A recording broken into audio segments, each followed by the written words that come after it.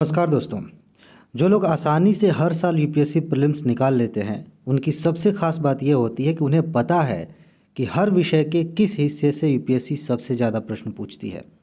और इसी बात को ध्यान में रखते हुए आपके काम को आसान करने के लिए मैंने एक सीरीज़ की शुरुआत की है जिसमें मैं बता रहा हूँ कि हर विषय से 90% क्वेश्चंस कहाँ से आते हैं। इस वीडियो से पहले यानी कि आज हम देख रहे हैं भूगोल में के बारे में। इससे पहले हमने बात की है हिस्ट्री की, पॉलिटी की, आर्ट एंड कल्चर की, पर्यावरण की। आप जा कर के देखिए आगे जो विषय बच गए हैं उनको भी कवर करेंगे। हर विषय में 90% क्वेश्चंस कहाँ से आते हैं एक एक करके हम बात कर रहे हैं। एक चीज़ मैं बता दूं आगे बढ़ने से पहले कि इन्हीं चीज़ों को थोड़ा और विस्तार देते हुए टॉप 300 की सीरीज़ चल रही है।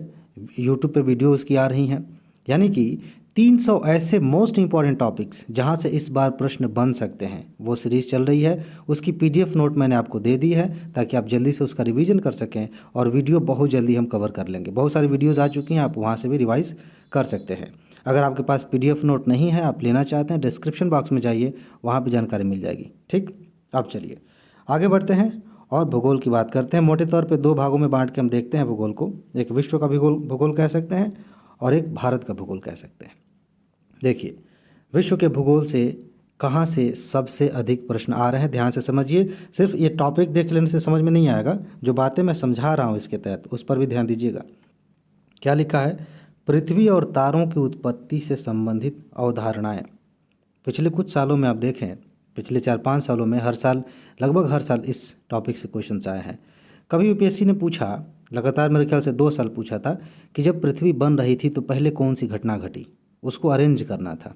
समझ रहे हैं कि पहले जो है गैसें ख़त्म हुई या फिर पहले जो है जीव जंतु आए, क्या क्या हुआ, जो भी 4-5 घटनाएं दी गई उनको अरेंज करना कि पहले क्या हुआ होगा।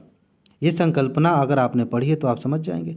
इसके अलावा भी हाल फिलहाल में कुछ सालों में आप देख रहे होंगे कि ग्रेविटेशनल वेव्स की बात चल रही थी, उस पर यूपीएससी ने क्वेश्चन पूछ लिया। ब्लैक होल पे बात हो रही थी।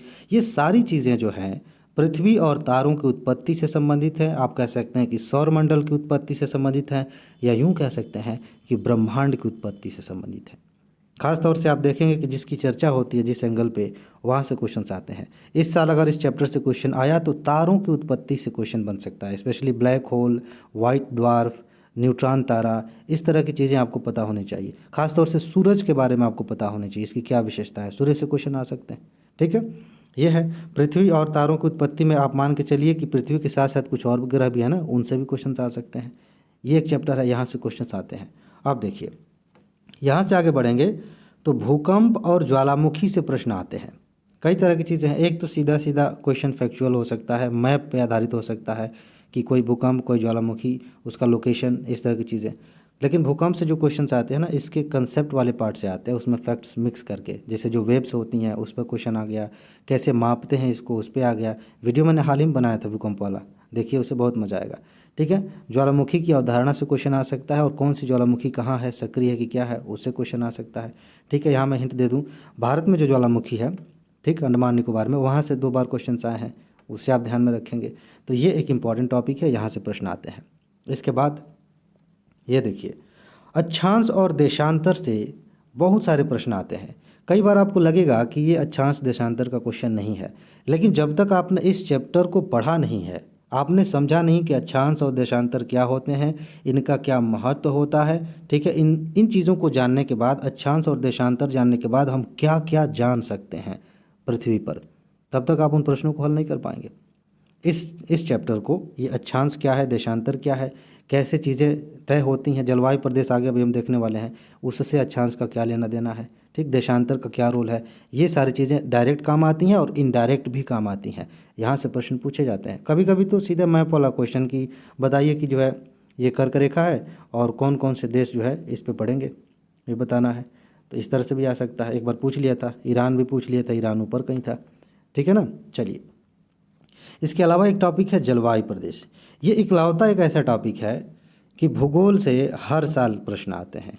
इसी को थोड़ा सा आगे करके मैंने लिखा होगा कहीं, नीचे कहाँ है, अब इधर कहीं होगा, वनस्पतियों के बारे में। खैर, भारत में तो हम बात करेंगे। जलवायु प्रदेश के कितने एंगल्स हैं? पहली बात यह है कि कोई जलवायु कहाँ पे पाई जाती है, इस पे मैंने बाकायदा वीडियो बनाया है, आपने नहीं देखा हो देखिएगा, इसकी पीडीएफ भी दी है।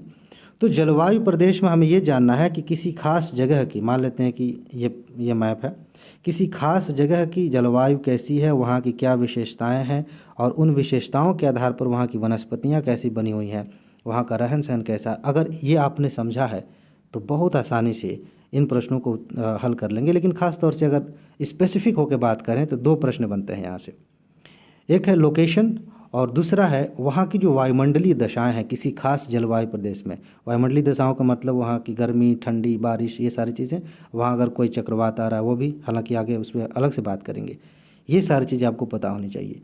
यह कंसेप्ट आपको इकलौता ऐसा कंसेप्ट है कि भूगोल के, विश्व के भूगोल का लगभग आधा हिस्सा आपका कंप्लीट करा देगा। अगर आपने जलवायु प्रदेश समझ लिया पूरी दुनिया का, तो आधा भूगोल आपने ऐसे ही समझ लिया बहुत आसानी से। ठीक है, तो यहाँ से प्रश्न आते हैं। आगे देखिए, आगे है चक्रवात और वायुमंडलीय दशाएं।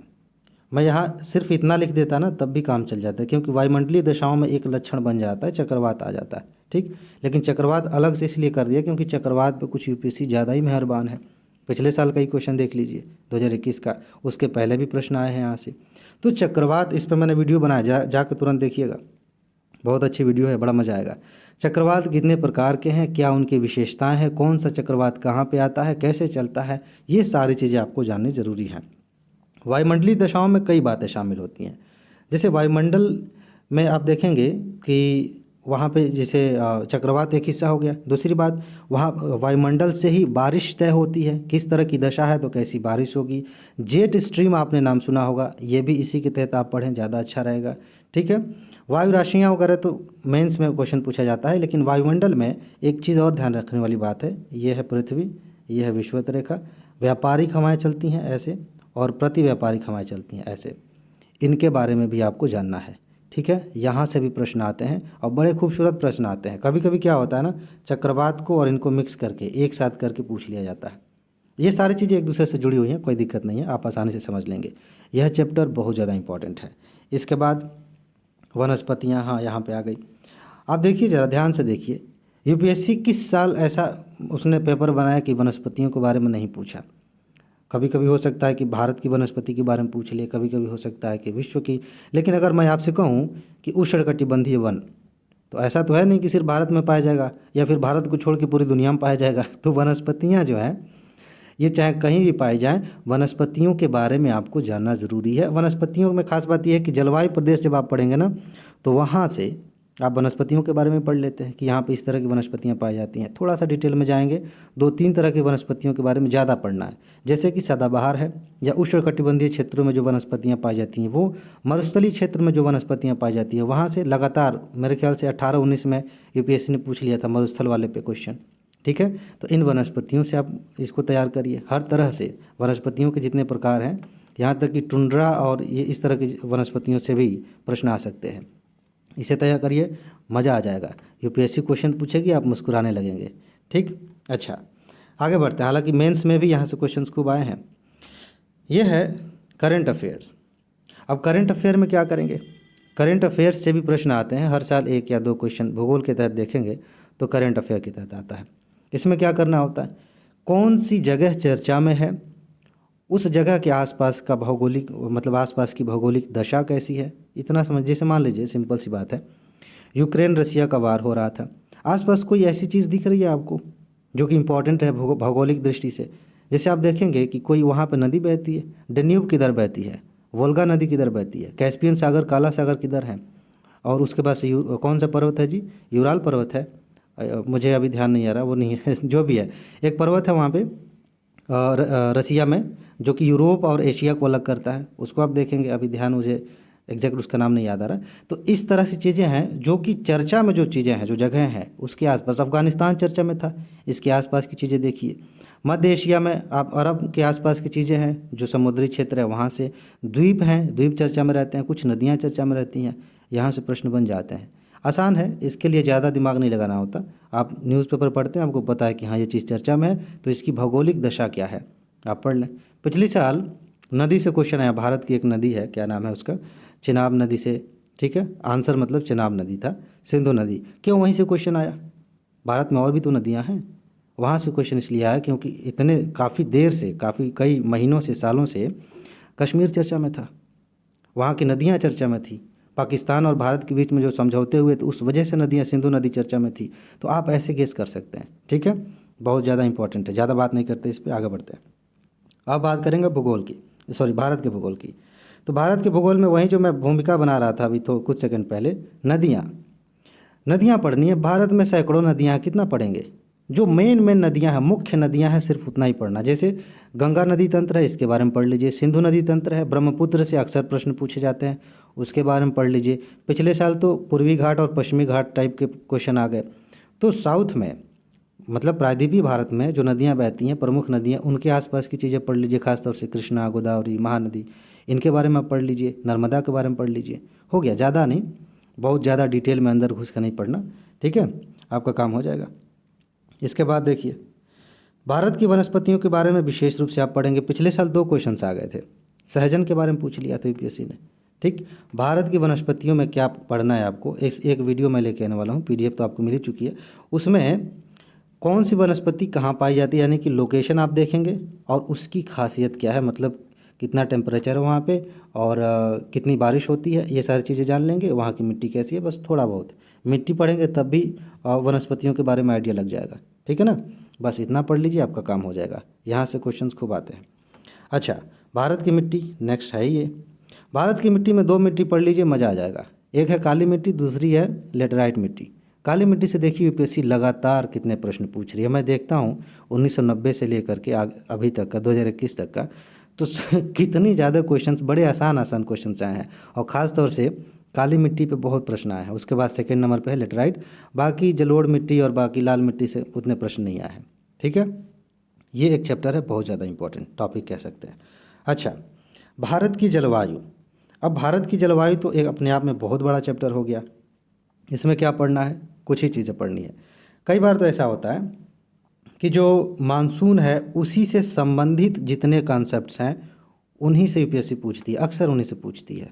मानसून आया और चला गया, इस दौरान क्या क्या होता है, ठीक है। अचानक से बारिश हुई, रुक गई कहीं पे, उसको क्या नाम देते हैं, वो कौन सा कंसेप्ट है, ठीक है। जाड़े में वर्षा होती है, उससे क्वेश्चन आ सकता है, और इस वर्षा के कारण जो चीज़ें, जो परिस्थितियाँ बनती हैं, वहाँ से क्वेश्चन आ जाते हैं, ठीक है। तो ये चीज़ आप जानेंगे, कंसेप्ट भी और कुछ फैक्ट्स भी इसमें काम आते हैं, ठीक। अब देखिए, अगला है फसलें। फसलों को आप 2 नज़रिए से देख सकते हैं, चाहे तो इकोनॉमी में कुछ एंगल, जैसे कि यूपीएससी पूछ लेती है आयात निर्यात, अक्सर आते रहते हैं प्रश्न ऐसे, और बड़े सिंपल क्वेश्चंस आते हैं। एक बार पूछ लिया किस देश से सबसे ज़्यादा धान निर्यात होता है, बहुत सारे लोगों को लगा कि अरे कोई और ऑप्शन होगा, पता चला आंसर तो भारत है, ठीक है। तो और इस पे तेल पर भी क्वेश्चन आ गया, खाद्य तेल पे।